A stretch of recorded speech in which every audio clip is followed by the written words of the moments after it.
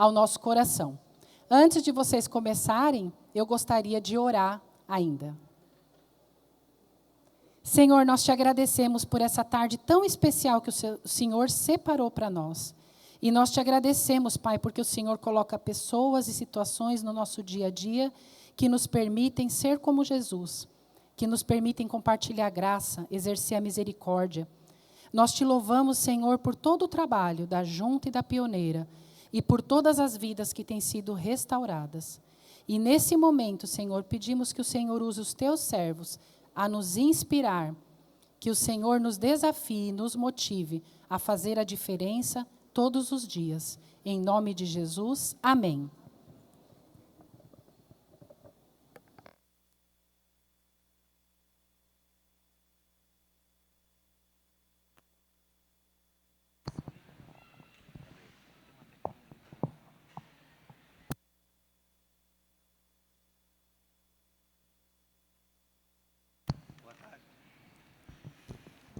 Boa tarde, gente. Eu não sei se eu poderia ou deveria pedir que o pessoal que está mais do lado, vir aqui a gente tentar concentrar na frente, até porque nós vamos eu vou passar depois do segundo momento, no mini curso sobre plantação de igreja, algumas coisas relacionadas à nossa história, né, lá na Cidade Viva. Quem puder e quem quiser, é óbvio. Mas boa tarde, meu nome é Sérgio Queiroz. Eu pastoreio a Igreja Batista do Bessamá, também conhecida como Cidade Viva, em João Pessoa, né? E revi aqui o meu grande amigo, que não via há muito tempo. A gente estava ali conversando, quase que perde a hora. Espero que a gente possa contribuir. Olá, gente. Boa tarde. Eu sou o Guilherme e eu estive agora numa plenária, né? Estou muito feliz aqui também de ter esse tempo com o Sérgio para a gente trocar ideia. Tem um tempo que a gente não conversa e já foi muito bom. Já ensaiamos o que nós vamos dizer. Mas é uma alegria estar aqui com vocês. E também eu estou envolvido também num projeto. A gente plantou uma igreja e está num processo de expansão e aprendi muito também com o Sérgio a respeito disso. Então, aproveito para recomendar o mini curso dele, a implantação de igrejas. Mas nosso tema hoje é ação social e a vocação cultural da igreja. Pois é, pessoal, eu queria começar a falar sobre uma coisa que eu achei interessante no tema. Achei muito inteligente o tema. Ação social, vocação cultural da igreja. Eu defino cultura de uma maneira muito básica, eu acho que para que todo mundo entenda. Para mim, cultura é toda a ação humana sobre aquilo que Deus criou. Dominando, desenvolvendo. É tanto que, na criação, lá no livro de Gênesis, Deus, depois de criar homem e mulher, ele diz, dominem sobre todas as coisas. Né? Dê nome aos bichos, faça tudo isso. Na verdade, a Bíblia não se propõe a ser um livro de ciência. Mas as verdades um dia vão estar muito claras como sendo verdades de Deus. E ali Deus traz essa obrigação, esse mandato dado ao homem. Nós temos 2 mandatos como igreja. Eu vou falar de um, não sei se o Guilherme vai tocar no segundo, mas nós temos um mandato cultural e nós temos um mandato missionário. O missionário só existe porque há pecado. Mas o cultural existe porque há humanos na terra e porque Deus deu esse mandato antes mesmo do homem pecar. Então, nós temos um compromisso de expressar o ser de Deus em toda a criação, de ser sinalização, de sermos representantes. Na verdade, a ideia de imagem e semelhança, que nós somos do Criador, tem a ver com representação, tem a ver com representá-lo na Terra, cuidando e, no nosso caso, desenvolvendo ciência e tudo mais. Então, o que me deixou nesse tema assim, bem impressionado é que houve uma polarização muito grande no pensamento da ação da igreja entre 2 coisas apenas, 2 campos: o evangelismo e a ação social. Se o evangelismo tem a ver com o mandato missionário da igreja, de pregar o evangelho a toda criatura, o mandato cultural é mais que ação social. Mas a ação social está nele incluída. E é a primeira vez que eu vejo um tema em que se coloca a ação social como expressão da vocação cultural da igreja. Quando a gente pensa em cultura, vem o quê na cabeça, né? É uma visão estreita, né, Guilherme? A ideia das artes, da pintura, da música. Mas cultura é isso para mim, a partir de uma visão extra-bíblica, mas ao mesmo tempo olhando para o mandato cultural que Deus deu aos primeiros homens, é toda intervenção humana. Então toda cultura deveria ser para a glória de Deus, ou seja, toda expressão cultural deveria ser para a glória de Deus. Desde a descoberta da lei da termodinâmica até uma escultura, ou até mesmo, no caso de um mundo caído, né, a distribuição dos bens, né, que nós temos, daquilo que nós criamos enquanto humanos, de maneira que não haja ninguém que padeça de uma maneira desumana. É claro que a ação social, ela tem uma perspectiva um pouco diferente da cultura no sentido estrito, que a gente conhece, porque ela visa o quê? Ela visa suprir uma carência na vida daquele que, como eu, foi feito à imagem e semelhança de Deus. Quem gosta de estudar direitos humanos e os direitos sociais, culturais e econômicos são chamados direitos de segunda geração. Os direitos de segunda geração geralmente são abraçados pelos lados mais à esquerda do espectro político. Já os lados mais à direita estão mais preocupados com os chamados direitos de primeira geração, os direitos civis e políticos de primeira geração. Nós já temos direitos de terceira geração, que são os direitos relacionados ao meio ambiente. Mas observe, eu estou falando sobre isso porque a gente tende a fazer certas polarizações, né? Como se, por exemplo, a ação social fosse um ladinho assim esquecido das nossas prioridades, né? E quando a questão das liberdades, da liberdade de expressão, da liberdade de culto, fosse o lado principal da nossa dignidade enquanto seres livres. A gente está aqui hoje para falar é pouco tempo sobre o assunto, e eu vou falar pouco, vou já encerrar, Guilherme, porque a gente dá tempo para o pessoal jogar, talvez até alguma pergunta, né? Para a gente seguir aqui o horário. Mas a ação social, conquanto muito importante, ela faz parte desse aspecto mais amplo da glorificação do Senhor e da sinalização do reino de Deus em tudo que a gente faz. Não vai dar para falar de todas essas esferas, mas Deus quer que a gente se importe com tudo. Educação, cultura estrito sensu, sentido de cultura que a gente conhece, não a cultura como intervenção ampla do ser humano sobre todas as áreas da vida. Educação, política, evangelismo. O único cuidado que a gente tem que ter é o seguinte: a ação social, ela não salva ninguém.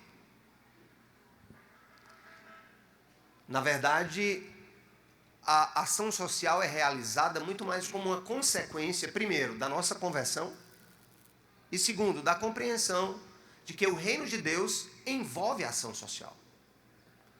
Por que eu estou falando sobre isso? Porque das grandes discussões que houve na igreja, especialmente sobre o liberalismo, na época do liberalismo teológico, que também atacou muitos batistas e outras denominações, é que não, a gente tem que entender o reino de Deus como sendo a implantação de políticas públicas que vão trazer a igualdade, a dignidade para todas as pessoas.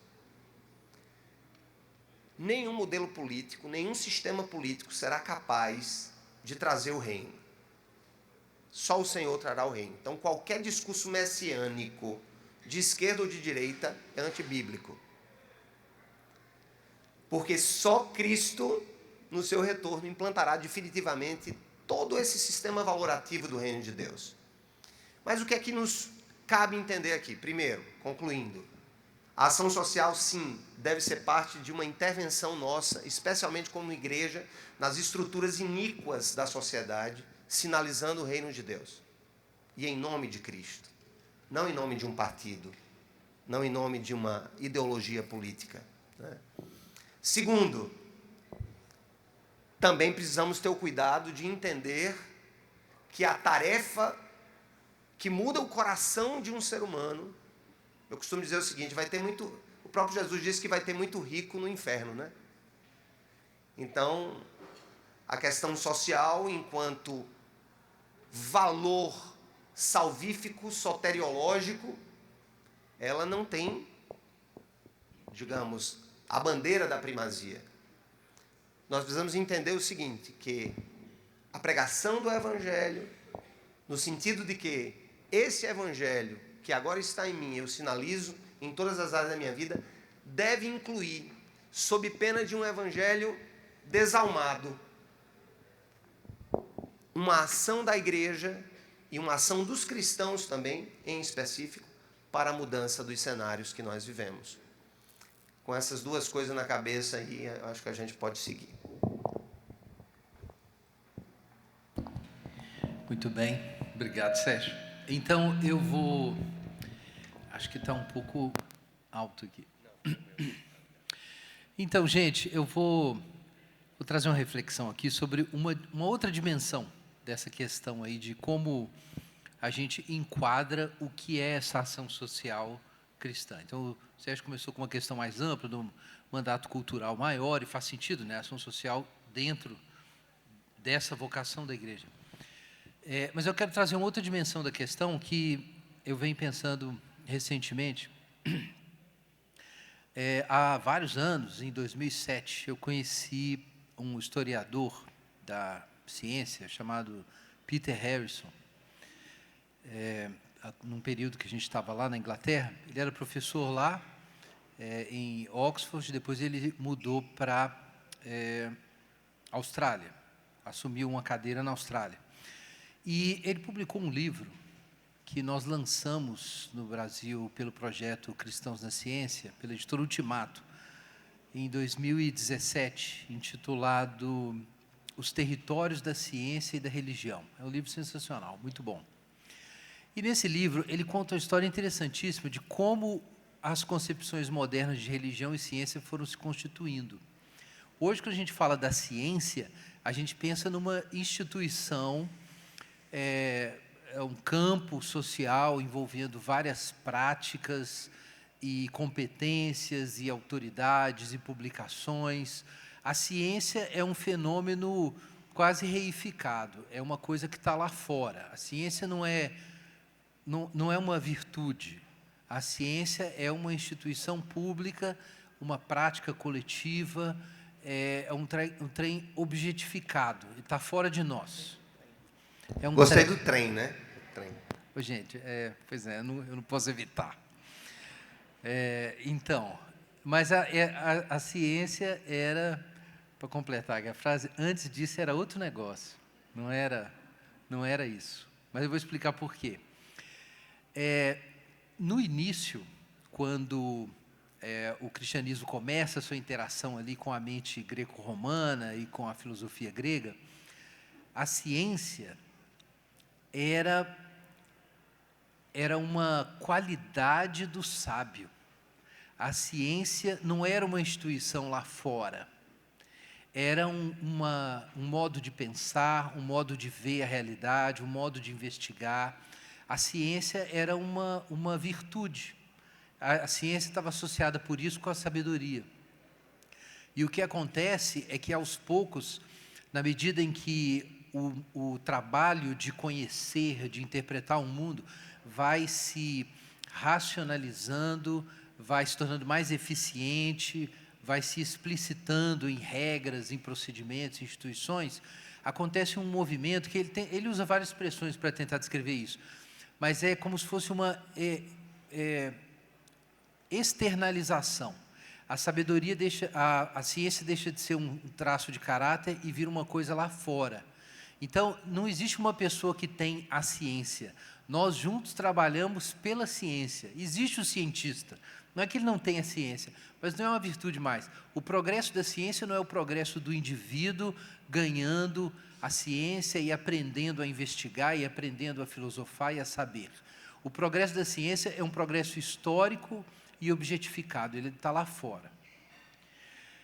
Esse processo foi muito influenciado pelo utilitarismo, que é uma filosofia moral que entende que a regra do bem é a capacidade de trazer felicidade e reduzir o sofrimento para o máximo de pessoas possível. Então, o bem não tem a ver com o que é certo e errado no sentido absoluto. O bem tem a ver com o que é melhor para esse povo agora, supostamente. Então, de repente, pode ser bom para todo mundo mudar as regras de comportamento familiar, porque, enfim, o certo e errado são definidos pelo que as pessoas sentem melhor. Se elas se sentem bem, se elas são mais felizes, isso seria o certo. Então, se a gente tiver regras, por exemplo, de convivência familiar, que deixam as pessoas chateadas, então a gente muda a nossa concepção de certo e errado. Enfim, eu estou super simplificando o ponto, mas o utilitarismo vai nessa direção. Então, na visão utilitarista, o que é o progresso da ciência? O progresso da ciência acontece quando melhora a vida do máximo de pessoas e a gente avança em direção a um imaginado paraíso terrestre. Então, isso é o bem. Então, a ciência muda de concepção. Mas tem uma coisa interessante que o Harrison discute no livro, é que mudou também o conceito de religião. Religião, na antiguidade, era o equivalente da piedade. Quando se diziam entre os autores romanos, os autores latinos antigos, que alguém era religioso, isso não é uma referência a uma religião específica, porque não havia essa distinção clara de religiões. Haviam crenças variadas, o pessoal entendia isso, mas a religiosidade tem a ver com a sua piedade pessoal. E isso era uma virtude. O sujeito que era pio, que era religioso, ele tinha uma virtude. E, aos poucos, a religião também se tornou uma coisa objetificada, externa. É uma estrutura organizacional relacionada com o culto lá fora, e você adere ou não a ela. Agora, veja só, isso é realmente impressionante. O Harrison mostra no livro que o conceito de caridade também mudou. A concepção da caritas, ou do agápico, era de que uma pessoa amorosa, ela tem um caráter amoroso, ela tem a virtude do amor, ela faz boas obras por causa do que ela é. E o mais importante é ser bom e ser amoroso, e não obter necessariamente soluções, embora as pessoas tivessem um grau de sensibilidade prática.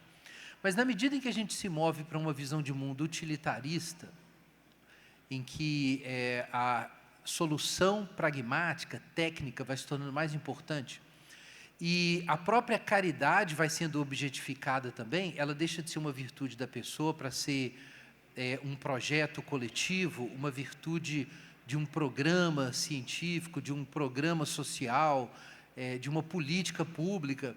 Então, a gente chega, já no final do século XIX, numa situação em que ser amoroso, ou apoiar o amor, ou buscar o bem, é apoiar o melhor projeto para minimizar o sofrimento das pessoas e trazer felicidade pública.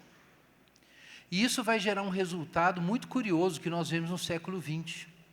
É a ideia de que seguir Jesus e praticar o amor é apoiar o sistema que é mais contrário à pobreza e ao sofrimento.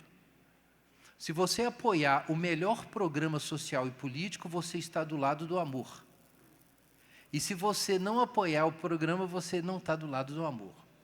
O amor é objetificado, a caridade é objetificada, e ela deixa de ser uma virtude da pessoa e se torna uma virtude do sistema social e um alvo no progresso social. E, obviamente, como as próprias igrejas participaram desse processo de construir essa consciência coletiva, muitas igrejas abandonaram o projeto de cultivar a virtude do amor como um traço do caráter e da comunidade para se tornarem agências de mobilização para a transformação da sociedade, para atingir o nosso objetivo de felicidade.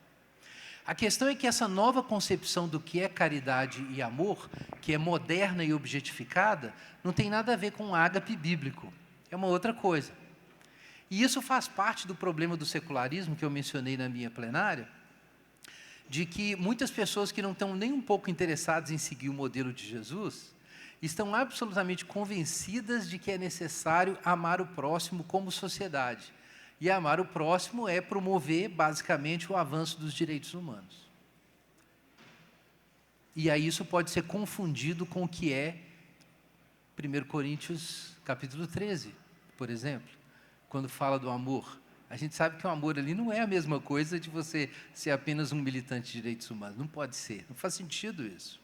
Mas tem um processo de desenvolvimento histórico que nos levou a essa situação.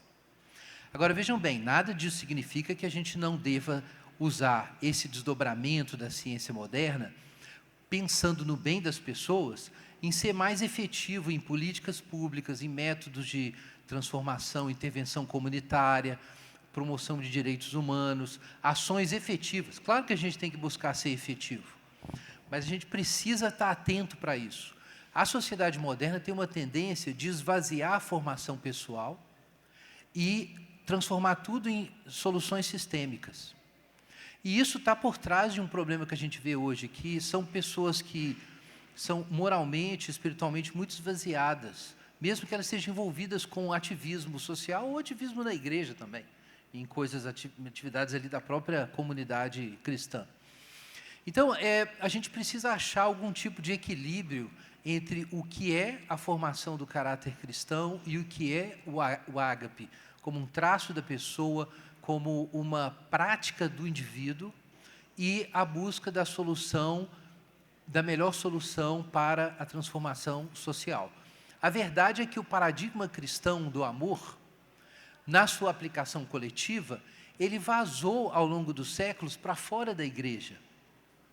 E tem muitas pessoas que não estão interessadas em seguir Jesus e nem em ter o fruto do Espírito, que é o amor, e estão fazendo ação social. Qual seria a diferença do cristão fazer isso? Então, essa é uma questão séria. E eu acho que, se tem uma diferença, não seria a gente abandonar o propósito de ter resultados efetivos para tratar com os problemas sociais. Claro que a gente tem que concordar com isso.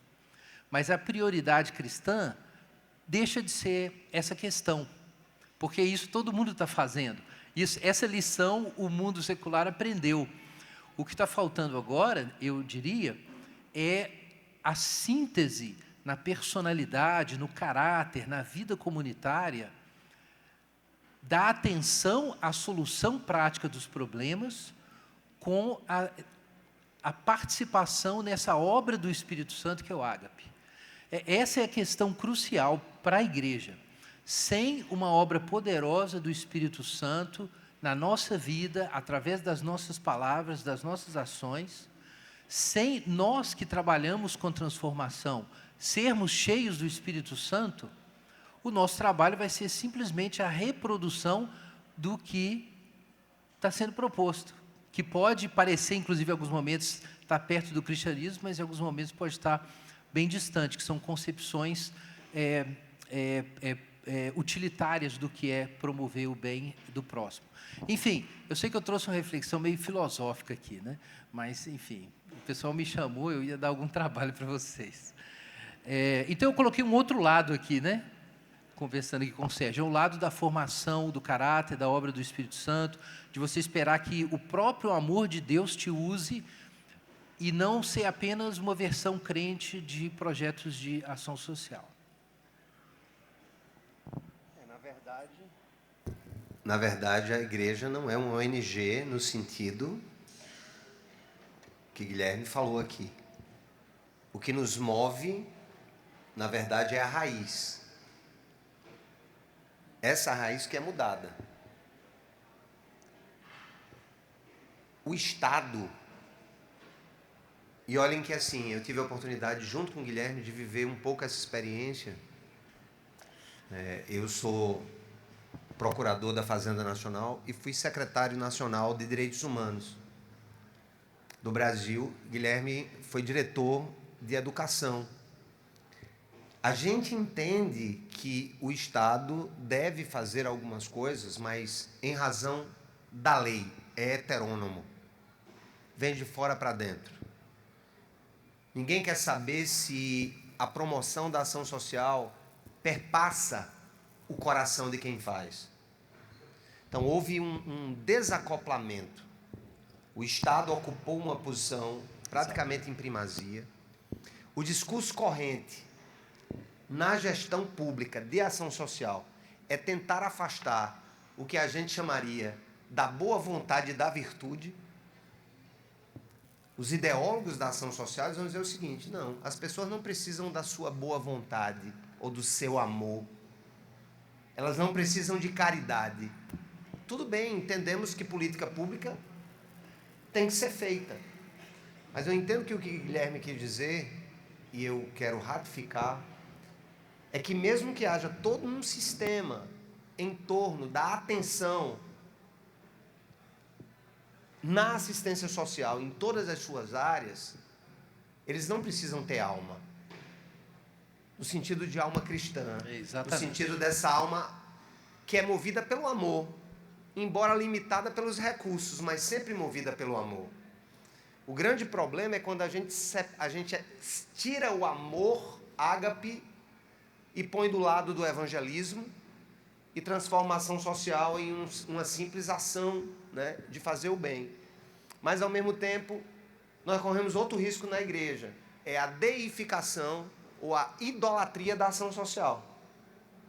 Ela tem que ter a alma de um discípulo que quer ver o reino acontecendo já agora, embora de maneira não total, mas visível na vida das outras pessoas. Então, nós estamos aí em uma encruzilhada, vivemos esses dois riscos. Questions?